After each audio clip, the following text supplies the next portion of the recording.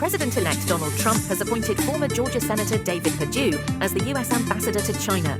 Perdue, a cousin of former Georgia Governor Sonny Perdue, is a businessman with a career spanning Reebok, Dollar General, and more.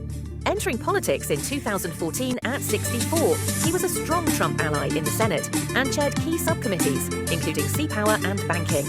While his political and military ties suggest competence, he faces significant challenges as tensions between the US and China escalate over trade, technology, and geopolitics. What do we know about David Perdue so far? It was a foregone conclusion that Nicholas Burns was going to be on his way out, even though it hadn't been mentioned.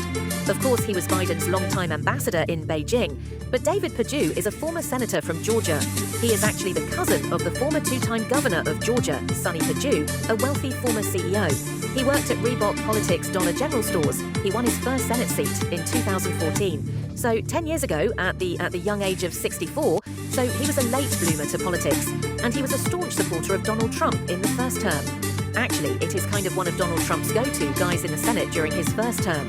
So perhaps this, as oftentimes these very high-profile diplomatic postings are rewards for loyalty. Perhaps that's what this is. Again, he was also the chairman of the Sea Power Subcommittee in the Senate. He has been an advocate of smaller government spending, as many Republicans under Trump have been, but he also, given the fact that Georgia has a big population of military personnel, he would like to see more outlays to the military at a time of heightened geopolitical and national security risks. And again, the Sea Power Subcommittee, there's a big naval base in the coast of Georgia as well.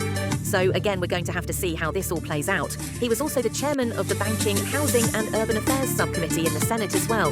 Nicholas Burns was no pushover either. He talked a lot about these kinds of things and the threats with the South China Sea and in Taiwan.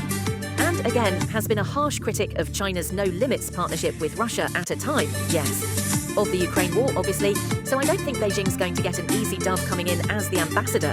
It's an extremely difficult job, obviously, to be the ambassador, the US ambassador to China at this time of increased entity list and export controls and retaliatory export bans in key metals to the United States by China. There is so much pressure in this job, we'll have to see.